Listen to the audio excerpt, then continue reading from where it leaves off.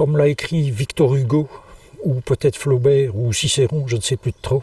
Il pleut, bergère, rentre tes blancs moutons.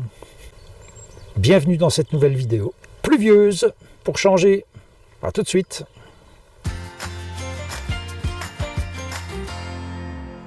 Alors voilà à quoi ressemblent les spots nature pour le moment. Je pense à peu près partout en Belgique. Alors ici évidemment il y a un petit peu de gravier, donc ça va plus ou moins, mais il y en a vraiment très peu. Et donc c'est de la boue partout. Pour aller à la poubelle de ce petit parking coin nature, voilà ce qu'on a. Je ne parle même pas du chemin pour arriver jusqu'ici. C'est un torrent de flotte qui coule. Hier, je pensais benoîtement changer d'endroit pour une fois, parce que je suis quand même très souvent sur ce parking-ci. Et je pensais aller dans un tout autre coin, tout près de Bouillon.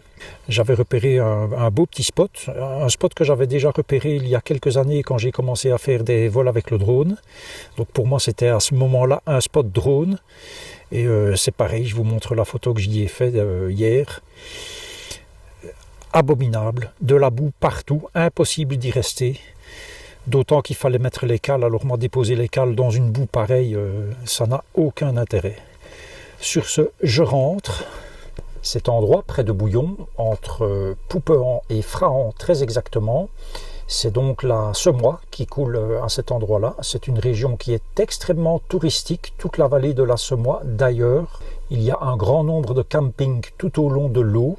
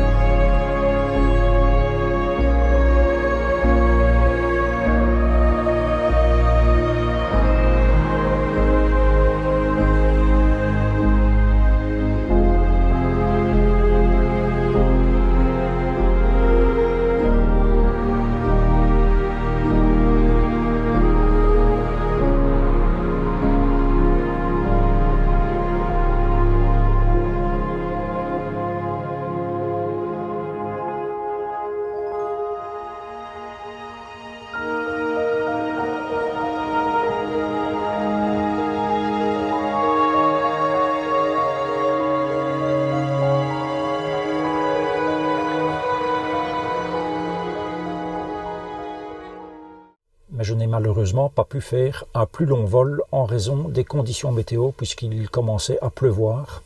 Nous sommes à cet instant même le samedi 6 février, il est 19h35, la pluie vient de s'arrêter mais je pense pour très peu de temps et je vous montre d'ailleurs ce que la météo prévoit. Et comme vous le voyez, il n'y a absolument rien de bon qui est prévu à part de la flotte et encore de la flotte. Les températures vont chuter apparemment assez fort d'ici la fin de la semaine qui vient, puisqu'on annonce jeudi -8, -9. On va voir réellement ce qu'il en est et ça va être, ma foi, à ce moment-là, le vrai test pour ce van. Pas au niveau de l'isolation, parce que bon, l'isolation, je sais très bien ce qu'elle vaut, c'est-à-dire pas énorme. J'y remédie comme j'ai pu, je vous avais montré dans une vidéo précédente la tenture. J'ai rajouté un boudin de porte, tout bête, voilà, tout simplement ceci. Merci à ma compagne qui m'a acheté ce boudin de porte et qui pense donc par le fait même à mon bien-être. Ça peut sembler comme ça ridicule, un boudin de porte, mais finalement tout ce qui peut couper le froid est toujours bon à prendre. Ce que je vais encore faire, c'est avec le restant de tenture, je vais faire une petite fermeture ici.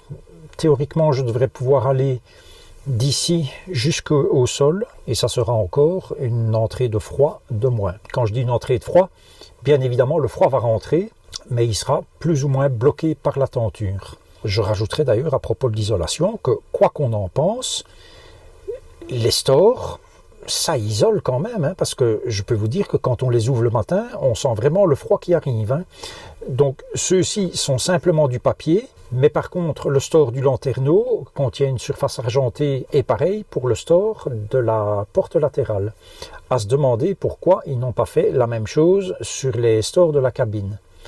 Mais bon, faut pas chercher à comprendre. Alors, je sais que le Soplair fonctionne mieux, mais là pour le moment il ne faisait pas super froid, et moi franchement le Soplair, ça m'énerve d'installer ce truc là. Je préfère le store parce que ça va beaucoup plus vite. Maintenant la semaine qui vient où on annonce des températures nettement plus froides, là je mettrai le Soplair, et j'ai prévu le cas échéant, s'il y a de quelconques problèmes au niveau notamment des eaux usées ou de la cassette des WC, j'ai prévu à ce moment là de rester, je vais dire, à mon port d'attache, probablement pour toujours dormir dans le van, mais en tout cas vider tout ce qui est eau propre et cassette, et prendre les douches et aller aux toilettes à mon port d'attache. Hormis la boue, l'autre constat de cette météo désastreuse qui dure depuis des mois, je dis bien des mois, hormis quelques jours de soleil par-ci par-là, c'est qu'on ne voit nul camping-cariste et nul van-lifer. Ce parking en particulier, alors ce parking c'est un spot nature, il est en tout cas répertorié comme tel sur Park4Night, donc tout près de Hans-sur-Lesse. Et c'est vraiment un spot nature parce que bon, en fait de parking c'est juste un petit peu de gravier comme vous l'avez vu, et beaucoup de boue en dessous. Et cet endroit, je peux vous dire qu'une fois qu'il fait beau, c'est très prisé de camping-caristes, souvent de van-lifers. Alors je ne dis pas que les camping-caristes sont cachés, parce que le parking réservé aux camping-cars qui se trouve à Hans-sur-Lesse, qui est donc un parking payant avec service, électricité et tout ce que vous pouvez imaginer, lui je parie qu'il est quasiment plein. Hier quand j'étais tout près de Bouillon, là à Poupehan, il y a aussi à Rochehaut, tout près donc, un parking réservé aux camping-cars, et c'était aussi rempli quasiment à moitié. Personne dehors parce qu'il fait moche, bien évidemment. Mais voilà, on ne voit personne. Je suis arrivé aujourd'hui tôt parce que nous sommes samedi et que je me dis, oh là, il va peut-être y avoir du monde, et comme je sais que les places sont chères ici, mais il n'y a absolument personne, c'est désertique. C'est une période vraiment très difficile parce que je vous avouerai bien que moi, me promener alors qu'il douche, ça ne m'intéresse guère. Si c'est pour rentrer trempé dans le van, je ne vois pas l'intérêt. Le drone, on l'oublie, à moins que DJI nous ponde un jour une version totalement étanche de ces drones. Mais je pense que ce n'est pas à l'ordre du jour pour le moment. Et voilà, donc c'est vraiment une période très très très compliquée. À part cela, quoi de neuf? Au niveau de la chambre tout d'abord, je n'ai guère de mots pour exprimer ma joie de la chambre que c'est devenu par rapport à ce que c'était. Donc je me lève et je te bouscule. Je me lève tous les matins avec la lumière qui vient par le lanterneau, puisque je ne ferme jamais le store du lanterneau. J'aime bien être réveillé avec la lumière qui arrive dans la chambre. Je n'ai jamais fermé de volet quand j'étais à la maison. Le lit est plus haut. Je peux aller n'importe où dans la soute, y compris dans le fond de la soute, donc près des portes arrière, à partir de l'intérieur, sans devoir ramper comme je le faisais avant pour attraper des bouteilles d'eau dans l'armoire du milieu. Tout ce qui était là en haut a trouvé sa place dans la soute, donc pour le moment c'est vraiment que du bonheur. Connectivité, j'en parlerai peut-être un jour, les forfaits mobiles en Belgique sont hors de prix puisque je paye 46 € pour mon abonnement smartphone qui comprend 30 gigas de data, ça veut dire 1 giga par jour. Donc tous les jours je regarde ma consommation et en moyenne, je ne dois pas avoir consommé plus d'1 giga par jour. Quand j'ai le bonheur de passer 1 ou 2 ou 3 jours chez ma compagne, ma foi, ça me fait de l'économie. Mais vous imaginez bien que publier une vidéo YouTube, comme celle que je suis en train de tourner maintenant, qui va peut-être faire 1,5 giga, eh bien, je ne peux pas publier ça avec ma connexion 4G. En France, vous avez des forfaits mobiles, par exemple, à 100 Go pour 19 €.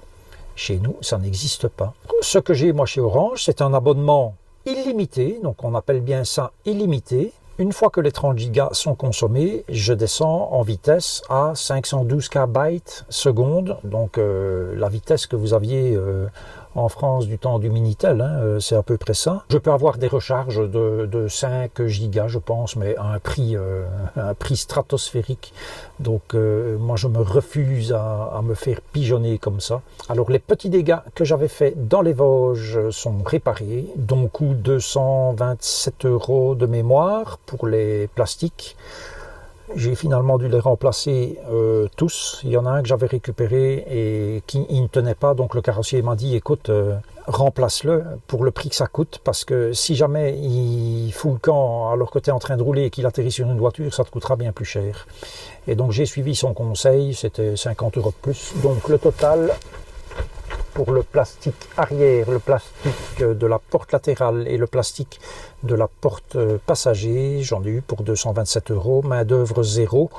Voilà, il m'en a fait grâce. Maintenant, c'est quelque chose qui s'installe très très vite, hein, puisque ces plastiques arrivent avec leurs clips déjà en place. Il n'y a vraiment plus qu'à le taper dessus pour qu'il soit fixé. Donc ça a été très vite. Modification à venir au niveau du van, les suspensions. J'ai un ami qui a un McLouis Memphis, je ne sais plus combien, mais grosso modo c'est exactement la même chose qu'un chausson, puisque c'est de toute façon du Trigano tout fin pareil. Et il a été fait remonter la semaine passée un kit Sumo Spring. Au niveau de l'arrière, ce sont en fait des seal and block. J'essaye de vous montrer une image. Ce sont les seal and block qui sont remplacés par des seal and block beaucoup plus grands. Et au niveau de l'avant, c'est quelque chose qui est inséré dans les ressorts de chaque côté. C'est en élastomère avec des microbilles d'air, de je ne sais tout quoi, voilà. Et j'ai quand même regardé un petit peu sur Internet. On en dit pas mal de bien. Cela coûte beaucoup moins cher que la solution des suspensions pneumatiques, qui de toute façon, chez nous en Belgique, pose problème au niveau du certificat de conformité. Voilà, c'est triste, mais c'est comme ça. Le gros avantage, c'est que ce système ne peut pas être crevé, que le coussin d'air d'une suspension pneumatique peut éventuellement être crevé. Donc voilà. Et l'expérience qu'il en a depuis vendredi, c'est que le comportement du véhicule est totalement changé pour quelque chose de beaucoup mieux. Il n'y a qu'une lame de ressort à l'arrière. Et effectivement, j'ai regardé avec lui cet après-midi sur mon van. La lame, elle est plate. Donc elle n'est plus arrondie comme elle devrait l'être. Ce qui n'est quand même pas normal, quoi. Il n'y a même pas deux lames, il n'y en a qu'une seule. Donc c'est quand même un peu... c'est aberrant. Comment est-ce qu'on peut donner des conformités à des véhicules comme ça? Franchement, moi je me le demande. Donc voilà, je vais faire installer cela. J'attends des nouvelles évidemment de la société qui installe ça en Flandre. Et puis j'espère pouvoir installer ça cette semaine et avoir un comportement routier nettement meilleur. Et bien sûr, après ça, réglage des phares, bien évidemment, puisque peut-être que l'assiette du véhicule sera un petit peu changée. Autrement, que dire ? Il m'est évidemment pour le moment totalement impossible de vous montrer des images comme j'en ai fait dans les Vosges. C'est la vidéo qui a le mieux marché jusque maintenant puisqu'on est à plus de 20 000 vues pour cette vidéo-là. Donc pour information, nous sommes à 1492 aujourd'hui. Je n'ai pas fait de vidéo des 1000 abonnés parce que je n'en ai malheureusement pas eu le temps. Et puis je n'ai pas pu mettre en place ce que je voulais faire. Je voulais faire un petit concours et faire gagner quelque chose aux gagnants du concours ou aux 3 premiers gagnants du concours. Ça a des implications financières et légales qui ne sont pas à la hauteur de mes revenus et certainement des revenus de la chaîne. Donc voilà, ça sera pour un autre moment. En tout cas, 1000 fois merci à vous, 1500 fois merci à vous. Et merci également, comme je le dis chaque fois, à tous ceux qui ne sont pas abonnés et qui regardent quand même mes vidéos. Merci à ceux qui commentent, abonnés ou pas également. Tout ça compte pour moi. J'ai beaucoup de plaisir à animer cette chaîne. C'est un boulot de fou, je vous le dis. Mais voilà, je suis vraiment très content de m'occuper de cela. Je n'imaginais pas que ça allait tourner comme ça du tout. Du tout, du tout. Et je parlais donc de la vidéo des Vosges. Je ne peux bien évidemment pas vous montrer ce genre d'image pour le moment, puisque de 1, nous sommes interdits de sortie du pays, en Belgique. De 2, nous sommes interdits, ou presque, d'entrer en France, puisqu'il faut un test PCR qui a moins de 24 ou 48 heures, je ne sais plus. Donc voilà, on est enfermé, entre guillemets, ici en Belgique. Et en plus, il fait moche. Et comme je l'ai dit au début de la vidéo, je voulais changer de coin pour espérer justement pouvoir vous montrer autre chose que ce que je fais d'habitude. Et j'avais choisi le bon jour puisque d'après les prévisions météo, il devait y avoir un petit peu de soleil. Et puis, il n'y a pas eu de soleil. J'ai pu faire un vol d'à peine 5 minutes. Je vous donne rendez-vous à la prochaine. Et d'ici là, prenez grand soin de vous.